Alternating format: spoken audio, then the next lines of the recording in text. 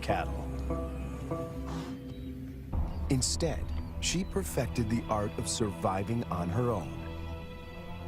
Without the help of a pride, this lioness had to adapt. When she hunts, the combination of patience, power, and speed is spectacular.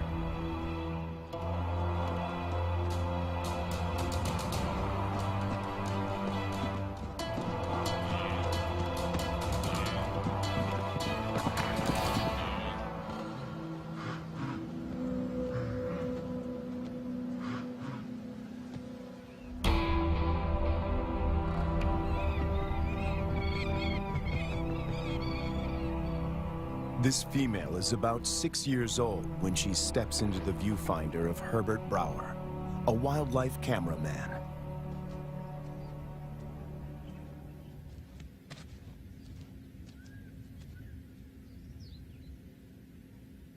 She'd been rarely seen, and if then only at a distance. But suddenly there she was, right in front of our eyes. Herbert is captivated by her and returns to the floodplains of Luwa year after year. It comprises 3,600 square kilometers and borders Angola in the west. The bank of the Zambezi floodplain marks the eastern boundary of the park. People living here tell Herbert that the lioness has been alone for many years. They call her Lady Luwa.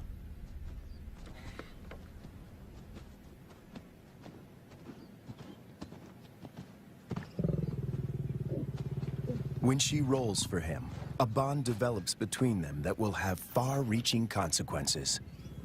There was one thing, though, that she could not overcome, and that was her isolation. It took me 3 years of filming here on the plains, though, to understand how lonely she really was. At night, she follows Herbert into his camp.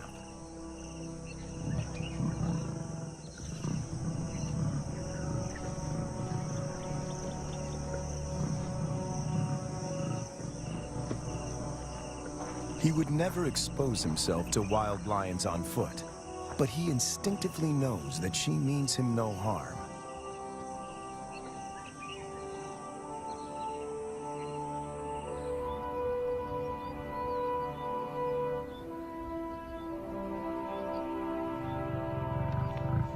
It is true that female lions can survive on their own, but they only thrive as members in a pride.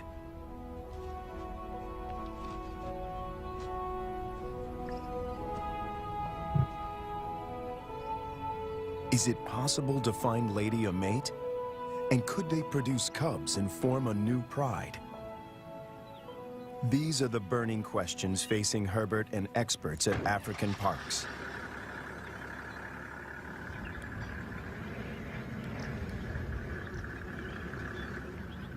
Craig Reed, a manager at African Parks, and veterinarian Dr. Ian Parsons face a dilemma.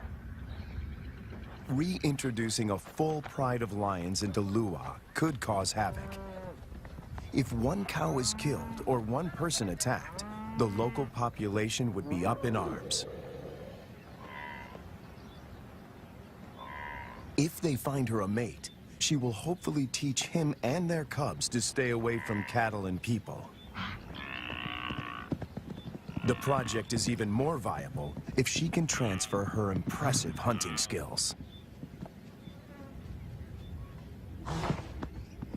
It takes 4 years of detailed planning to get the project off the ground. Lady is now collared to keep track of her movement. The average age of a lion in the wild is 16. She has about 6 years to produce a litter.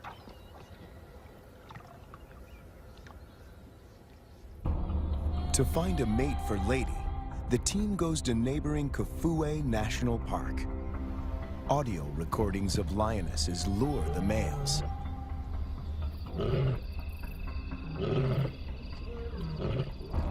Wildlife vet Dr. Ian Parsons darts 2 males. As a coalition, they stand a better chance to survive the trauma of a translocation. The big question on everyone's mind is whether these two males will bond with Lady. If they do bond with her, she might be able to teach them how to keep a low profile and avoid the villages.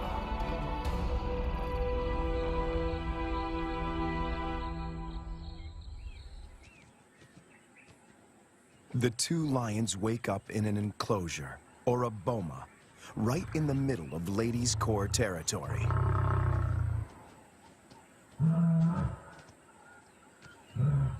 One of the males is 3 years old, the other a bit younger. Lady is almost 8 years their senior. The age gap is intentional. Older lions might not submit to Lady's authority. Hopefully, these youngsters will.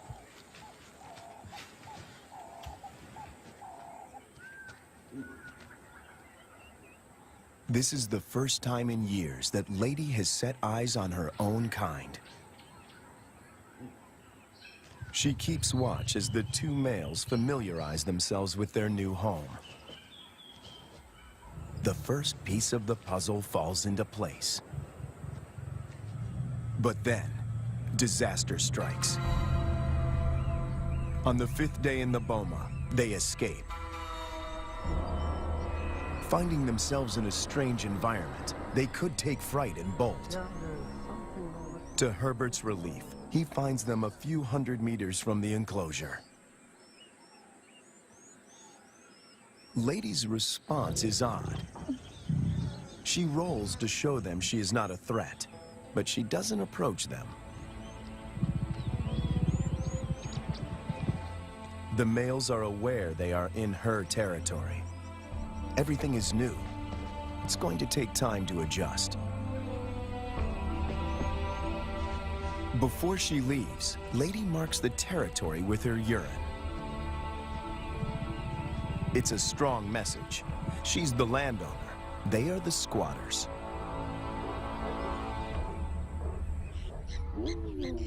And then she leaves them. The presence of two new lions in Lua has a huge impact on the local residents. It's not only villagers that are now at risk. The arrival of the two lions jeopardizes the hyena's position of power.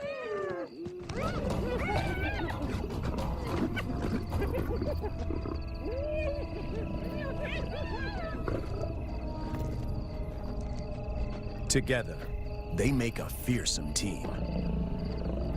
Only the younger of the two wears a collar, as they are almost never apart. The acid test is to see whether they will mate with Lady or leave her to seek other females. It's a precarious start, but the journey has begun.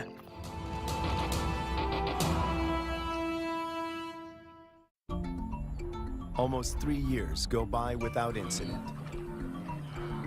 It's November, the beginning of the rainy season. Thousands of wildebeest pour into Lady's territory. The males are hardly recognizable. They are now almost 6 years old, and their bodies are beefed up, their manes more pronounced. After all this time, they're still together and have bonded with Lady, who seems to be doing all the hunting.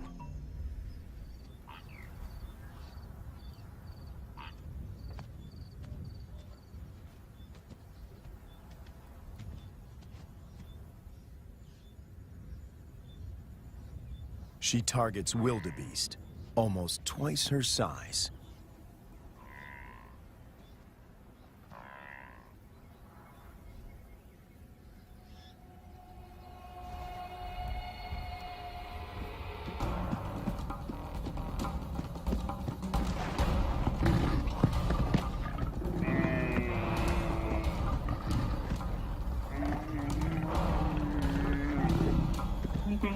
With a powerful bite to the neck, she suffocates her quarry. It's all over in minutes. The meat from a small calf could keep her going for a few days, but she's not hunting only for herself.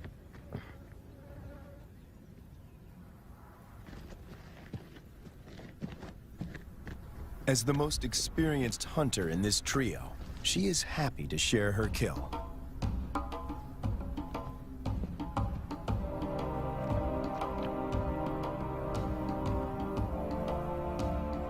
The fact that she allows the males to join her, and that they don't chase her off the carcass, is significant. Eating together is the first building block of a pride.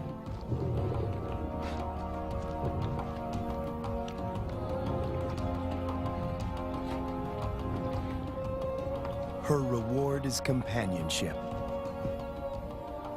The males get the lion's share of her kill. They gorge themselves and can eat up to a quarter of their own weight in one sitting.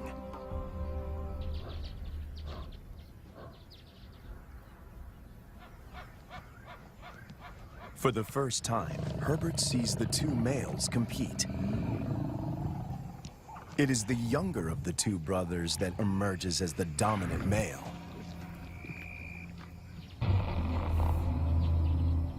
He's the one that follows her when she's in estrus.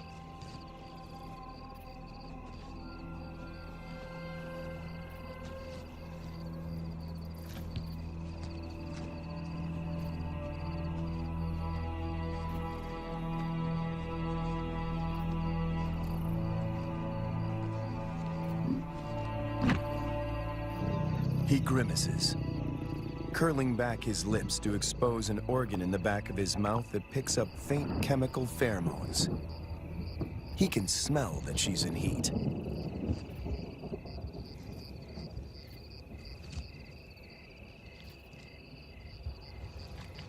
It's the dance Herbert has been waiting to film for years. The brother watches from the sidelines. Lady stays receptive for several days and copulates frequently. Both males stick to her like glue.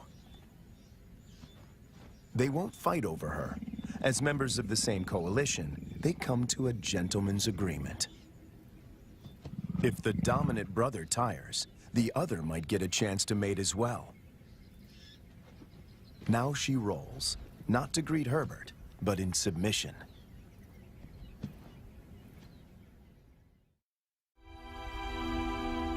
When Herbert returns a year later, there are still no cubs. It's a huge disappointment. Lady is now almost 13 years old, and Herbert and the team must consider the possibility that she is infertile.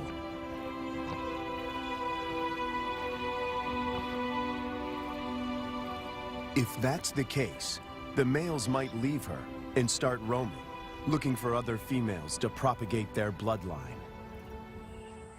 And that will bring them in direct contact with villagers.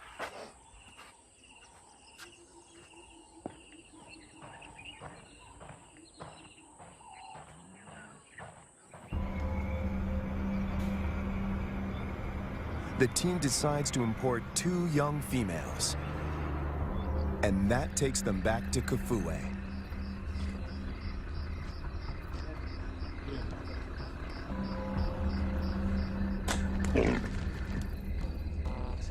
Again, the team faces a dilemma. If the females are too old, they might injure Lady or drive her out of her territory. Too young, and the males might kill them.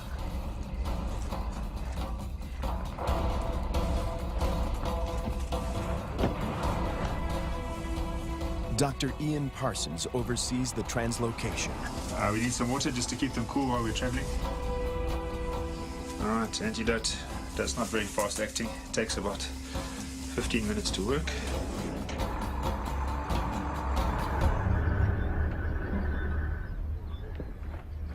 Tranquilized and blindfolded, the 2 females begin their journey to Lua. Their arrival is coated in irony.